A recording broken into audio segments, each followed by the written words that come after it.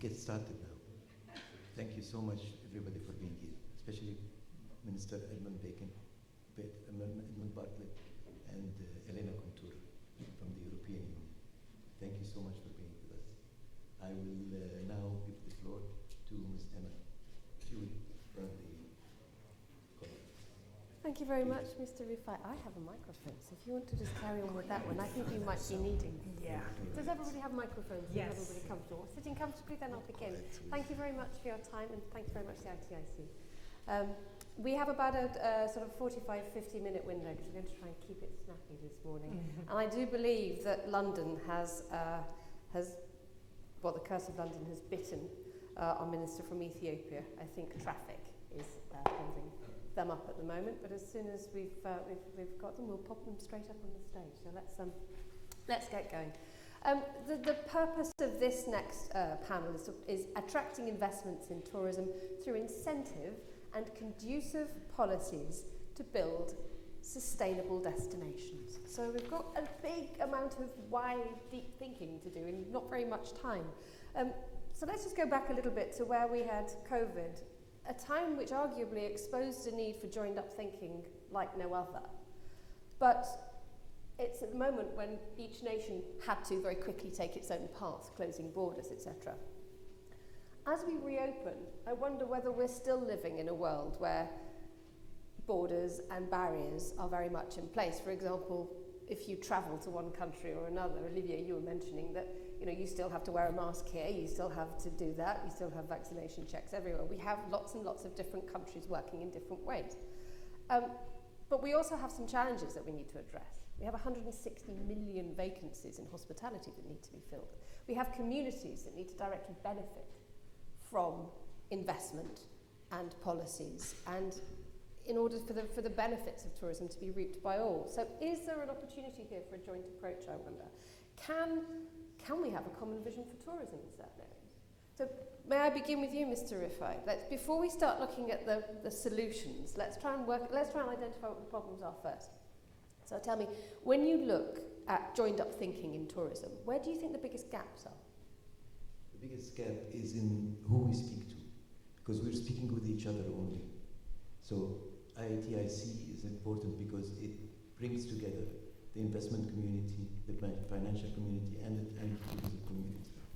Now, we need to speak to each other, because otherwise we will be only talking to ourselves. That's the biggest challenge, I think. How about you?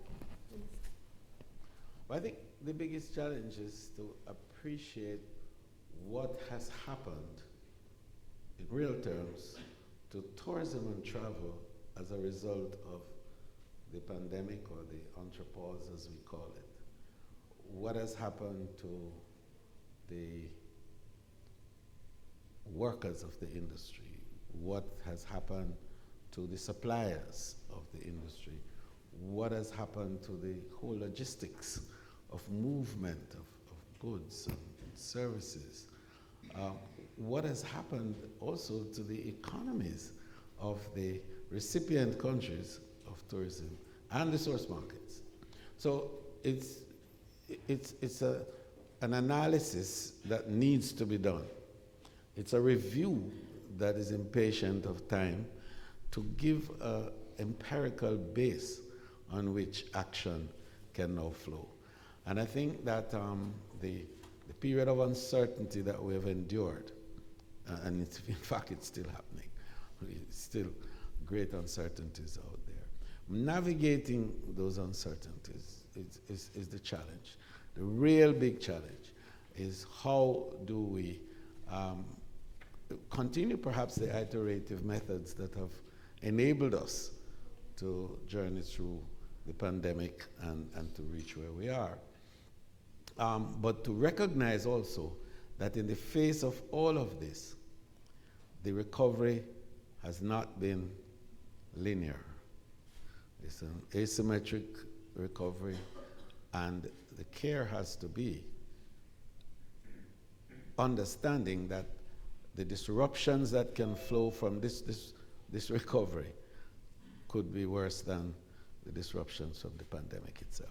So what do you remember the disruptions could be worth developing? Well, I think the biggest elephant in the room is the supply chain disruptions that we've talked about in so many ways.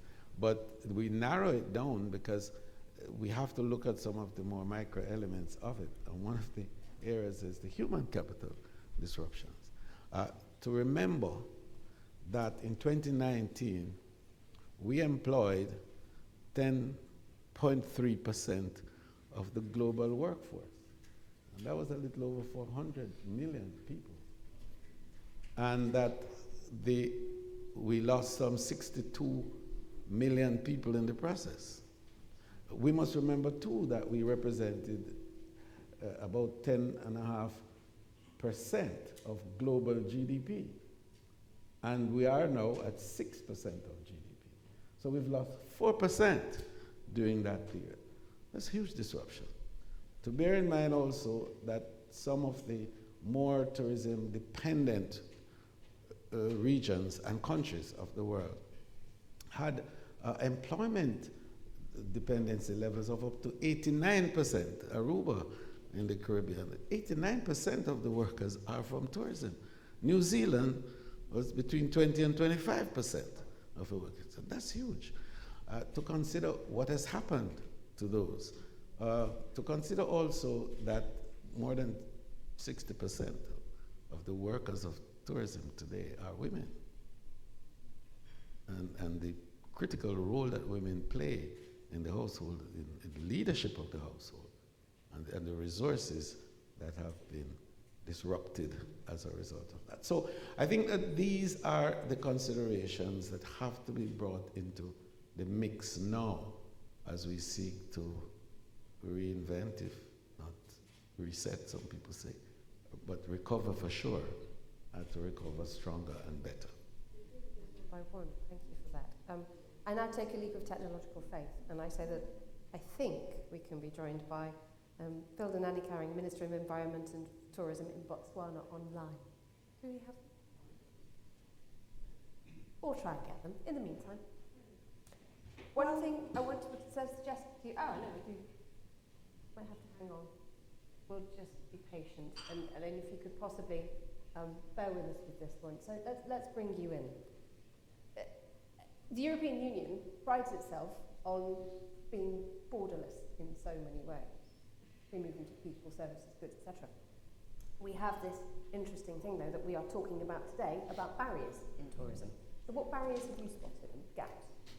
Well, the European Parliament was always faster than the European Commission. That's the truth. We did a lot of resolution when the pandemic hit all over the world, especially the sector. The sector of travel and tourism was hit in the hardest way because everything blocked down, people couldn't travel. And as a European Parliament, we actually introduced restrictions and measures very fast that will protect destinations, the passengers. European Commission delayed to put these restrictions. This was one issue. The sector was hit very, very hard. And the problem is that, for me, the challenge to keep alive all the small, medium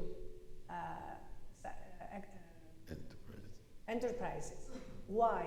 Because most of them, they suffer for a long time, and the crisis, the economic crisis, they couldn't survive, or they have a lot of debts, or they have a lot of loans. So this is one of the most important things, because if you think that is the 90% of the sector, right? And as my friend here, which I admire very much actually, because he's the one that he has the resilience and the, how can I say, and the sustainable center that he actually got all Caribbeans 2017 to get out of this climate huge issue, if you remember the hurricanes and everything.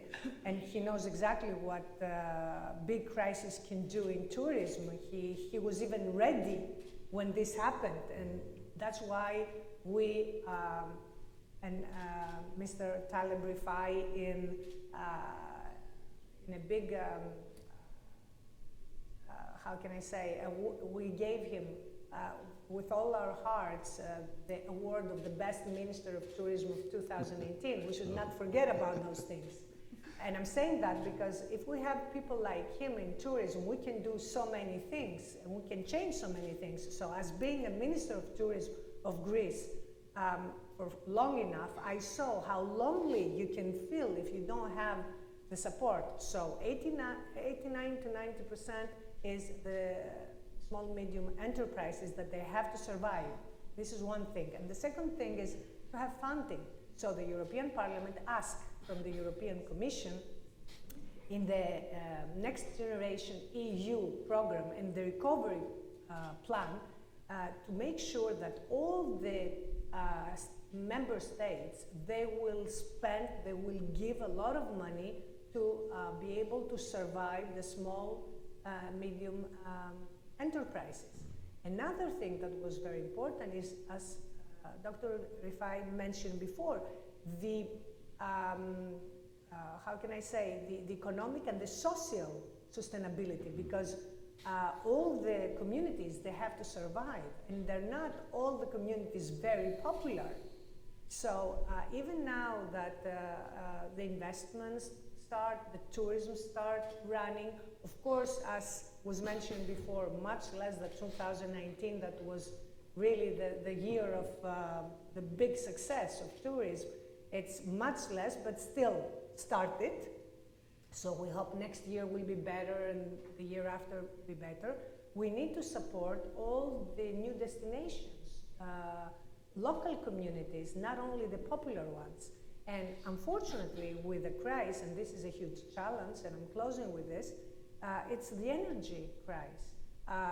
The tickets will go up, the hotels, the prices will go up, the inflation, the raised cost of living, everything is a big challenge for the people that they want to travel. And they want to travel because they felt very suffocated after the lockdown of pandemic, and they want to continue, live their lives. So, but also nobody has to be outside. Everybody has to be included. No one has to be left alone. This is another thing. So everything is connected for this recovery. Mm-hmm. We have quite a to-do list. Thank you very much indeed for that, Eleanor. Let's go to Botswana. I think I have spotted the Honourable Filda Caring, Minister of Environment and Tourism in Botswana. A very good morning to you. Thank you so much for joining us. Can you hear us? Not at the moment. If we could try and sort that out. Thank you so much, Egypt. I'm in Sharm el-Sheikh, Egypt, and it's a little bit of a challenge for connection. Please bear with me if my voice and pictures don't come out clearly. I'm on my gadget now, but I'm here with you, and hello everyone. I wish I was there, but unfortunately I've had to lead the president in the climate change response conference here. So I'm stuck in Egypt for now. Being stuck in, thank you so much for your time as a result and the effort that you're going to. I think there's a little delay on the line, so we'll try and leave a little gap before we hear each other speak. But Minister, we were talking about the gaps in joined up thinking. This is a session about incentives and conducive policies to build sustainable destinations. From your point of view, what are the big gaps when it comes to countries talking to each other and making sure that the investment encourages joined up thinking? Joined up thinking has for some time been constrained by lack of harmony, between different countries, different nation states, even neighboring states, to agree on priorities and being not at the same level in terms of policy development, policy review, and transformational strategies, especially as we recover from COVID-19. We see different paces in terms of priorities, in terms of mainstreaming tourism in the economic sector, and treating tourism as a key economic sector where it should be prioritized, where it should be well resourced, and where there should be connectivity. Because talking about tourism, destination, you're also talking about sharing of tourist sites like rivers, like Kavango Delta, if I may give an example, like biodiversity resources. And if we can't agree in terms of one, the priorities, two, resourcing and harmonizing our strategies, and actually agreeing on how to best build from within, but also building within the blocks, then we are missing, something that can help us actually as we build from nation to sub-region to continental and then to global, branding of tourism destinations. It takes the leadership agreeing on prioritizing tourism and, agreeing on prioritizing resources for tourism recovery, and building skills and sharing skills and harmonizing, so that with the limited skills, at least we can be able to access the support that we need. So we miss that connectivity in terms of agreeing strategically and being at par together and at the same level. Some countries are yet to do revised tourism policies. Botswana, during COVID-19, we started working on a new policy that is going to respond to shocks and build a resilient sector. So we have to be together, and at the same pace. I think that's what's missing now. Thank you very much indeed for that. I like the tone and the kind of the energy to the words that we're getting together, to connectivity. But we do have a big to-do list, so let's have a look at them one by one. If I can begin with you, Minister. Edmund, you wanted to talk about staff, people. How hard is it to make sure that when you are getting people back into tourism, that they are the right kind of people, so they are going to be, their skills are suited for the job, but also that you can make sure that you can draw from a bigger pool. You don't just have to look locally. You can bring in the right people from anywhere, because that arguably would be an enormous help if you are struggling to fill jobs. Right. I think one of the first things that we have to look at is perhaps just to cast back our eyes on what the labor market situation is in tourism. Now, unfortunately, because we are really a confluence of moving parts, it's sometimes difficult for us to structure and understand that there are perhaps areas that you could classify workers, that you could then develop a training program with curriculum to deal with these classification, and then to develop a whole program, like a system around it, if you will, so that we be able to say how to remunerate, for example, the workers, and the type of social environment that is needed to be created for them to facilitate a seamless movement of people within the space, but more importantly, a sense of belonging to an industry that is meaningful and that cares about them. So this morning, I met with a team, a diverse group, and we were looking at structuring something about developing a global charter to guide the whole employment situation. What is decent work in tourism? We have over time been characterized by casual employment, seasonal work. So job security has been an issue with us. Then the issue of remuneration, which is a big issue, because we don't have a specific way of doing it. We each do it as it relates to our business models. And then we have the question of what type of social safety net do we provide for the industry. In Jamaica, we've had situations where people have worked 45, 50 years. They're old and tired. and can't retire. Because if they do, they will go into penury because there was no social safety net. I created an insurance policy for a pension program for the insurance, for the industry. And this was a unique development, which I think is the first in the world, where by legislation, I created a contributory pension scheme where the worker and the employer contributes. But it's all workers of the entire tourism spectrum. It's not just hotel workers or restaurants or attraction. Everyone who interfaces and works with the tourism is eligible. And then we created a group that we call the augmented contributor. And that is those who were 59 years old and would have only 6 years of contribution to retirement at age 65. That they would get a pension that was equal to that of a person who started out at age 18. The government of Jamaica put 1 billion Jamaican dollars. Might not be a lot when we translate to US, but it means a lot at home. But that $1 billion seeded the fund. Today, because of the pandemic, the scheme didn't start until February of this year. And in 7 months, that fund has accreted 300 million Jamaican dollars, and we have 7,000 members.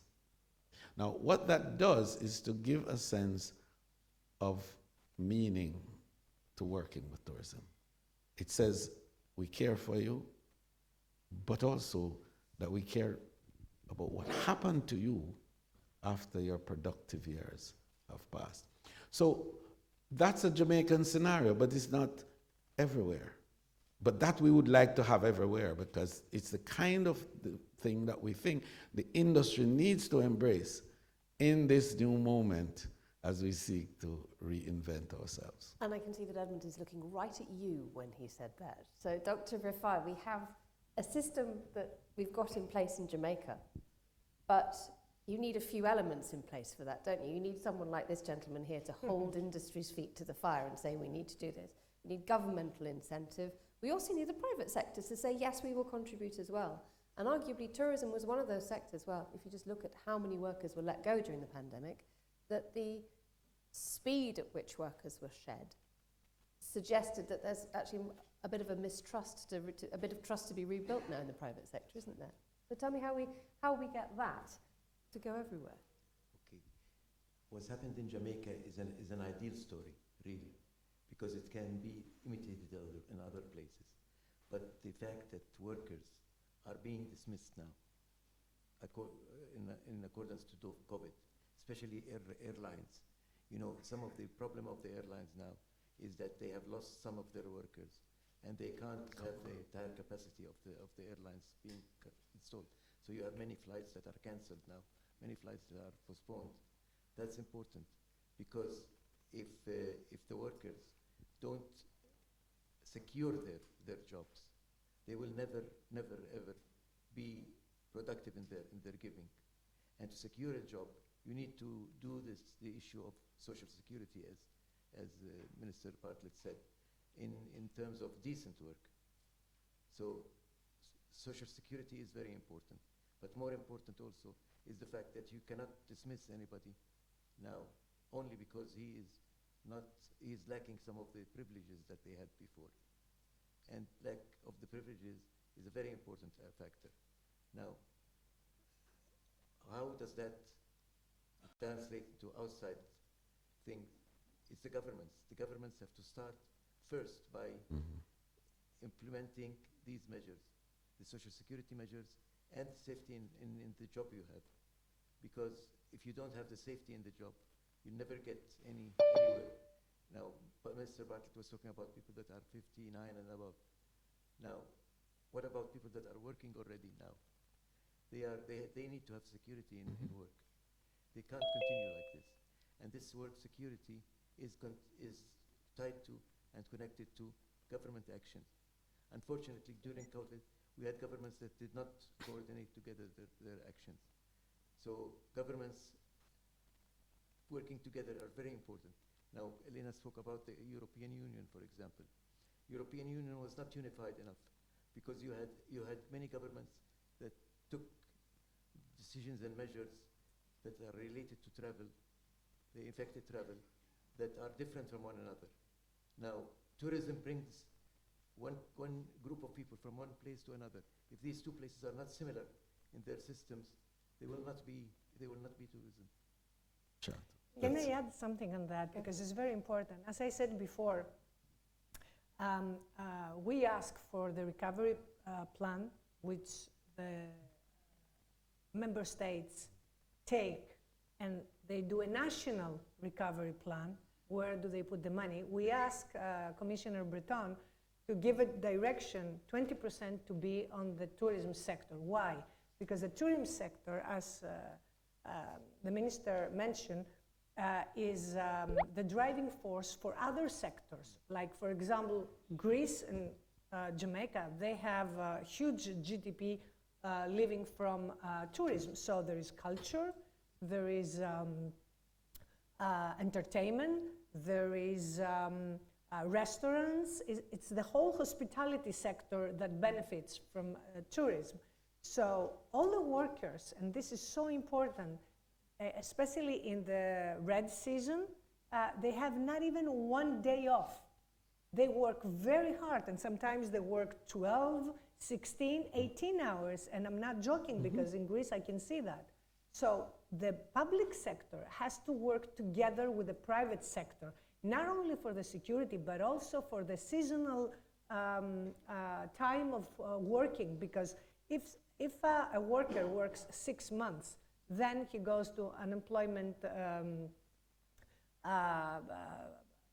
which is something like not even 1/3 of his salary, just to survive for the next 6 months till he gets back his work. And as Mr. Taleb Rifai mentioned, what happened with all these people that they lost their jobs or they left the job that they had during COVID because they had to survive somehow.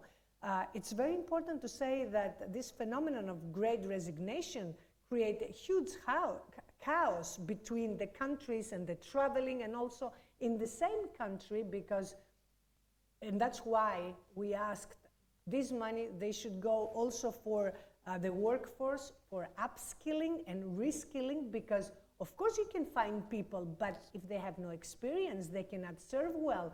And you know, human forces is the most important for a destination. When the visitors are going there, they need to be happy. And for them to be happy, the workers, they should be happy. And they should get paid well so they can survive, they can provide to their family, and not worry that after a month, I'm going to be unemployed.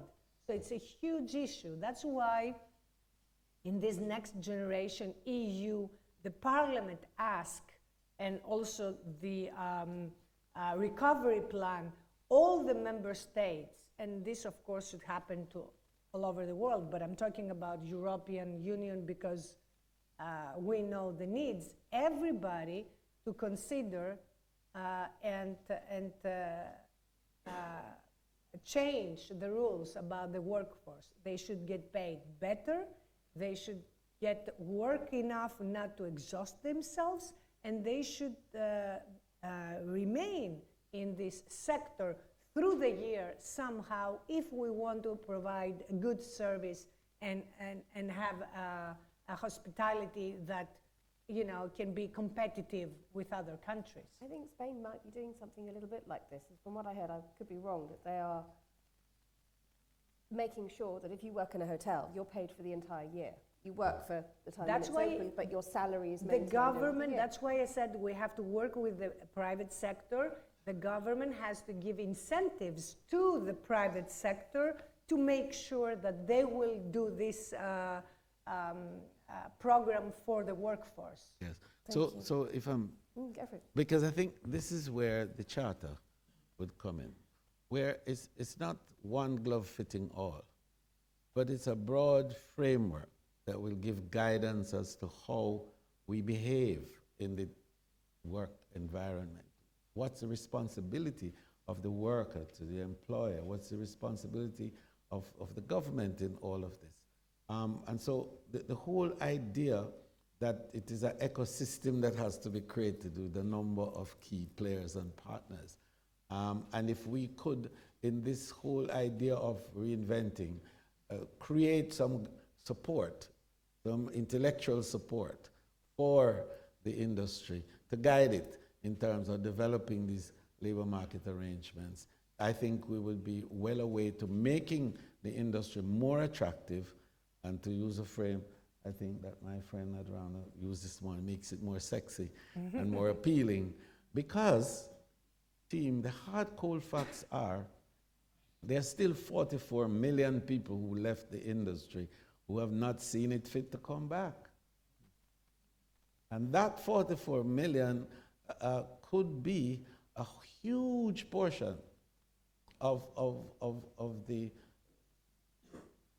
the critical asset of the industry, the historic memory of the industry, with great values that we've lost.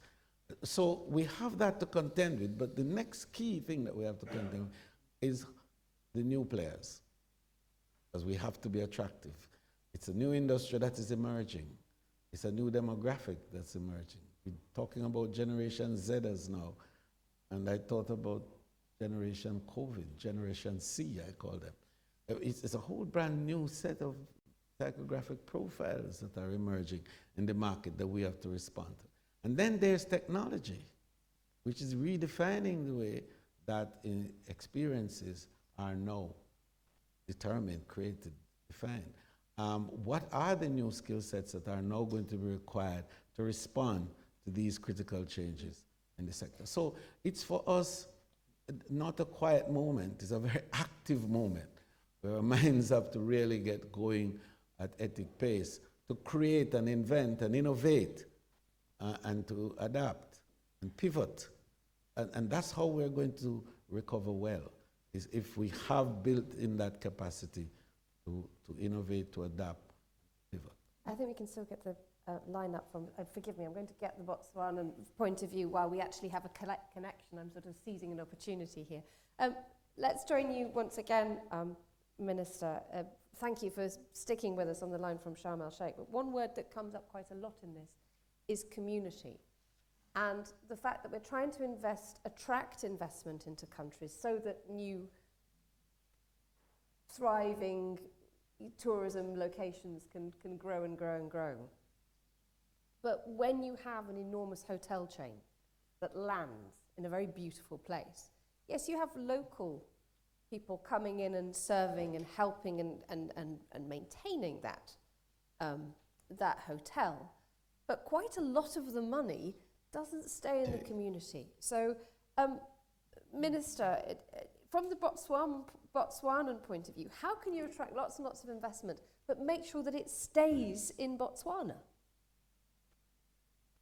All right, before I get there, if you allow me just have a minute to comment on the labor issues and skills development within the tourism industry. I think I really agree with the ministers that it's important for us to come up with labor-related policies and the programs that can help us actually to build the capacities and the skills.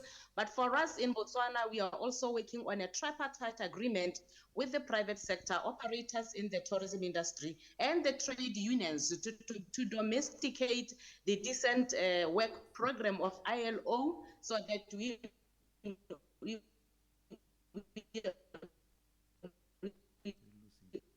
also have I think we might have to interventions. The situation here help us, like fellow minister has said, capacitated through their many years of retire to become successful and able tourism operators. I hate to interrupt, but I think we might have to abandon the line a little bit to Sharm el-Sheikh. That has been working in that throughout their service to later on, which is a great shame, because she'd launched into something rather brilliant about joint perspectives and joint initiatives. Let's talk about community for a moment. We'll do the joint perspectives if we get it back. How do you make sure that you can attract investment, I get your point, Investment itself and must keep it in the connect- country. The investment itself must connect itself to the surrounding community. They should buy their food from this community. So the community would respond by creating their own self-employment. They should buy food. They should buy all their needs from the community. That's not just for tourism, for any project that's invested. And it's not enough to create jobs for these people and bring them to you. You have to help them create their own jobs. That's the only way that it will work. And the tourism sector, unfortunately, when a big hotel is built in a poor community, I know that in India, for example, there was a big revolt against one of the hotels, one of the famous hotels in the south of India, because the people there felt that this hotel is taking away all of their resources and selling it to others. So it's very important that the local community feels that anybody that comes to this hotel comes to them. So how do we build an inclusive, a conducive and incentive policy to make people invest just enough and take out just enough so that everybody gets a fair share of the pie? Okay, that's the government policies. Yeah. Government policies have to be geared into that direction. And what we heard from Minister Bartlett is very important, because the minister is representing a sector in a country that's so dependent on tourism. So if the governments don't act in the right way, everything will be lost, definitely. What are your thoughts on that? Well, I totally agree. The governments, they have to take decisions, first of all, to make the community survive. I used to be a minister, so I speak with two hats, because as I said before, I felt so alone. The Ministry of Tourism is such a productive ministry, brings a lot of money and brings a lot of cash in a short period of time. And there are a lot of sectors depending from tourism. So for the community to get advantage, if we think that only the 10% are hotels and the 90% are small, medium enterprises and family business, they have to have incentives. So this is a government decision. Why? Because, for example, my country, Greece, takes the recovery plan, makes a national plan, and leaves all the small, medium enterprises outside. Why? Because they don't have the requires for getting subsidies and loans. 4 out of 100 enterprises, only they can get the money to develop and become better. So it's totally government choice. And it's very important to say that in order to have investments, I know as a Minister of Tourism, but also as a member of the European Parliament, that to make investments in destinations that they're important, first of all, you need to have safety. The second thing that you have to have is the possibility to invest in different kind of touristic opportunities. And the third thing, which is very important also for big investments, is the stability and the clarity. If there is a lot of bureaucracy, if there is a lot of obstacles to be able to invest in a country, then it's something that the big investors, they will think about and they will leave. So you have to make the structure and the guidelines and everything to work in the benefit of the investors. So this is more or less. Thank you. Good news. I think we have our Minister from Botswana back on the line. Unfortunately, we can't see her, but we're going to hear her. Minister, can you hear us? We tried. We'll try and get her back if we can. So perhaps I can Yes, chip of in course. here, because I think that I can hear, but it looks like okay. I can't be heard myself, so I don't know how it will work. I tried to type some of my points on the chat. If we can, we will try. Minister, Yes. we can hear you. There's a little bit of a delay on the line, but if you just tell us what you need to tell us, and if we can hear you, it will be a wonderful thing. I wanted to say that in Botswana, with the new policy and the reset agenda, we are actually opening up for what you call value chains in tourism. In the value chains, a hotel that is receiving clients will be working with the communities to procure some of the things that they need from the local suppliers in a formalized manner, like transportation, like the baskets and crafts, like music and food, so that these are provided by the communities around. When we have an event, a conference, in that hotel, we provide space for small and medium scale enterprises to display and sell their products. We also devolve transportation and catering and decoration and other services that are needed for that event to local suppliers, which are mainly young people and women and community-based operations. So we ensure that we don't concentrate all the services to one operator, but we can unpack it for others through our research agenda. That is what makes us to be able to provide opportunities for everyone. Thank you very much indeed for that. I think we've got a very good shopping list there. One thing I want to come back to you, Minister, is these are all good ideas. However, we're facing another economic crisis. Do we have time to do this? That's a good question. But what's the other question? Can we afford not to do it? And therefore, the time to do it has to be now. And so, yes, we have time to do it.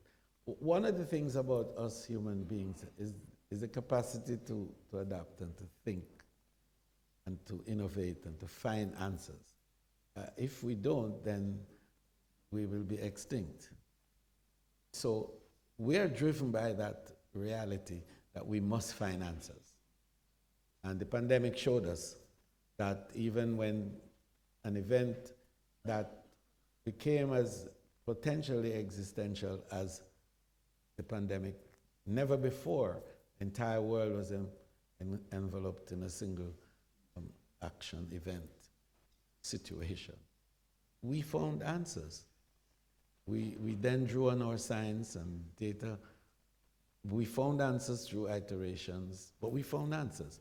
So we will find answers, and we have to find them now. And I think that one of the big areas that we need to examine is how we invest. What is the new investment climate that has now to be created? What is this post-pandemic recovery period demanding of us and our investment?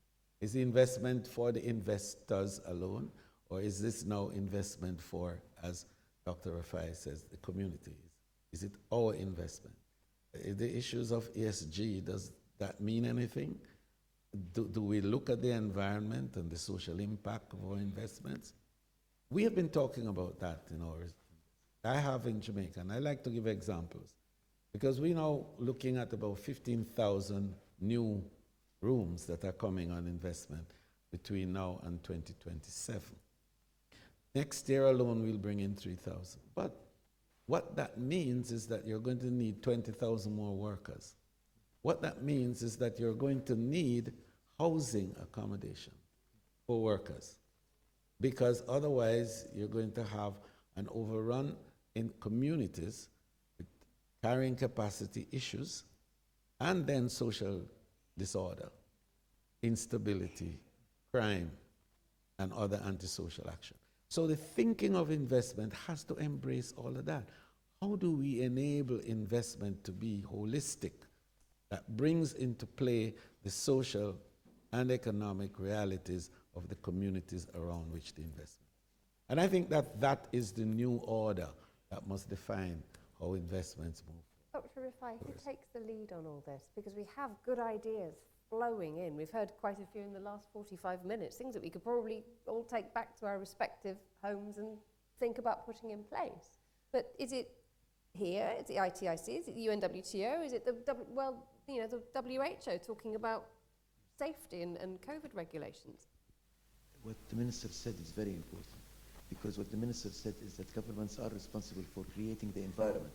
It's the environment that is important. This environment has to do with many things. It has to do first with the rights of these workers. but it also has to do with the community at large. For example, if a hotel is all-inclusive hotel, that limits the number of action that these hoteliers can make towards the community. And the government has to create the system that would help and encourage these investors to take more out of the local community. And they can do that. They can do that by creating a tax system or an incentive system that helps and promotes that concept. That's very important. We have just a couple of moments, so let me ask, does anybody have a question that they want to raise? Oh, here we go. Right, okay.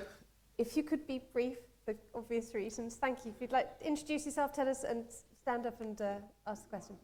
Is there a microphone? Or if you could just shout. My name is Benjamin Carey. I'm working on tourism plans in other countries in the Global South.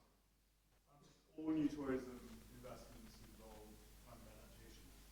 In Sharm el-Sheikh, topic 7, there's a lot of discussion about a just transition to net zero, and we talk finance and loss and damage. I'm particularly interested in those destinations in the Global South. Should loss of financing for loss and damage be used to develop sustainable tourism infrastructure as part of the development of the Who's that question directed to? Is it anybody? I mean, the Botswana, Jamaica. Should we try Botswana, or are we risking a 1 kilo? Can you hear us in Sharm el-Sheikh, Minister? I saw the gentleman asking a question that I didn't hear. Ah, right.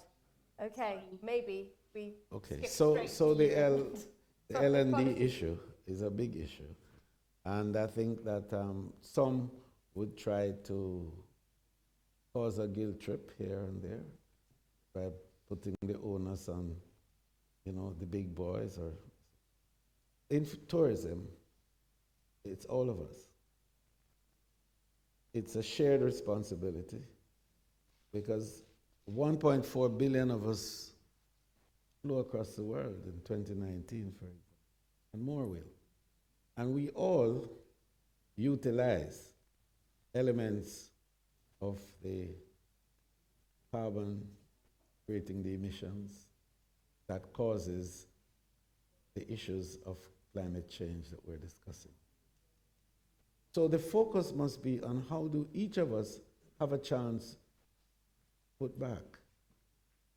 How do we pay our way to enable a sustainable world and to create capacity for resilience building in the destinations? We in the South like to say that, yes, we are the victims, and perhaps we are. But within the space of the South is the real destination for tourism. That's where the source markets go. They come to us. So when they're with us, they pay for the food they eat, yes? Because we're a highly consumption-driven industry. In fact, the propensity to consume tourism is 3 to 5 times that of the recipient country. And so if you have a meal, what's the cost of that meal? Not just what is put on your bill. It's the environmental cost too that is there. If you imported the meat, where does it come from? How far did it move?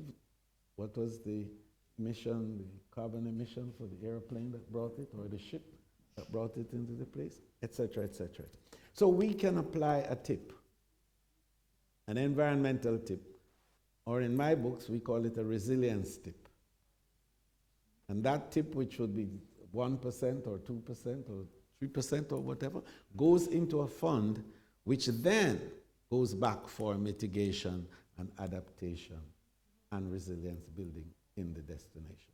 So separate and apart from the contribution that has to be made by the large users, as we know that, there is also the contribution that can be made by all of us who are part of the industry.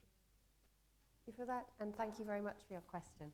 There's a gentleman who had his hand raised at the end. I think that might be the last question. We'll pass the microphone to him. Thank you. You could just introduce yourself and tell us what your question is and who you're directing it to. Oh, thank you.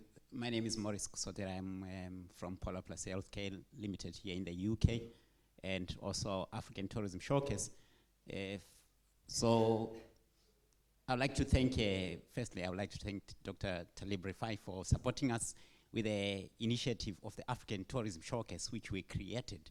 And he has been there for us twice as a guest of honor and 6 times as an attendee for our sessions. The second thing is the points that were raised this morning are of interest. And Honorable Minister, you spoke about the issue of a healthy workforce, because a healthy workforce is a wealthy workforce, which we have seen in the pandemic, that people who are healthy will go and visit and be happy. So we are advocating for healthy tourism, for health investment, or tourism or investment in health, within various facilities. So my question is, how can we help, or how can we make it that our African governments in Africa invest a lot in defense or in other facilities instead of health? How can we really push forward for universal health care, which we have seen that, which is funded centrally by governments for for free access of healthcare, because that is the fundamental point, like Honorable Minister, you have mentioned about pensions, security, and the well-being of the workforce.